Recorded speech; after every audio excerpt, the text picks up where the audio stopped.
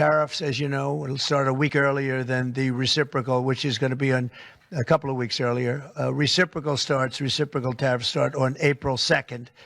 And I wanted to make it April 1st, but I didn't want to go April Fool's Day, because that costs a lot of money, but that one day. But so we're going April 2nd. But very importantly, tomorrow tariffs 25% on Canada and 25% on Mexico, and that'll start.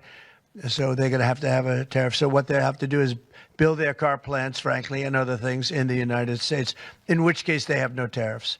In other words, you build, and this is exactly what Mr. Wei is doing, by building here. Otherwise, they'll build, if they did them in Taiwan to send them here, they'll have 25% or 30% or 50% or whatever the number may be someday. It'll go only up. But by doing it here, he has no tariff, so he's way ahead of the game. And I would just say this to people in Canada or Mexico: if they're going to build car plants, the people that are doing them are much better off building here, because we have the market. We're the market where they sell the most.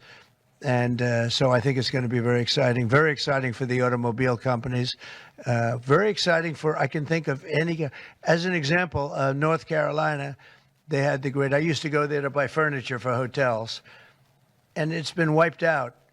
That business all went to other countries.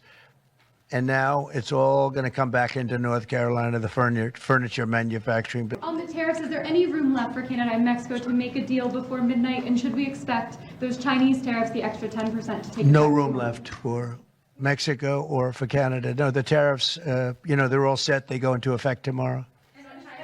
Mr. President, just to follow up on my colleague's question. And just so you understand, vast amounts of fentanyl have poured into our country from Mexico, and as you know, also from China, where it goes to Mexico and goes to Canada. And China also had an additional 10, so it's 10 plus 10.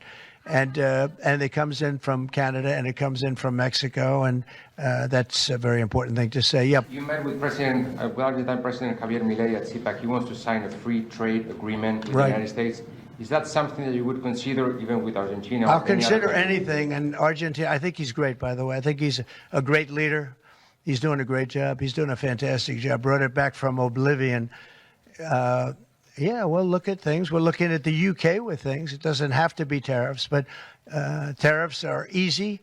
They're fast. They're efficient, and they bring fairness. For instance, when people kill their dollar, their equivalent of the dollar, whether it's the yuan or the yen in Japan or the yuan in China, when they drop them down, that puts us at a very unfair disadvantage. So all I have to do is say, Howard, we're going to have to raise the tariffs a little bit, because I've called President Xi, I've called the leaders of Japan to say you can't continue to reduce and break down your currency. You can't do it because it's unfair to us.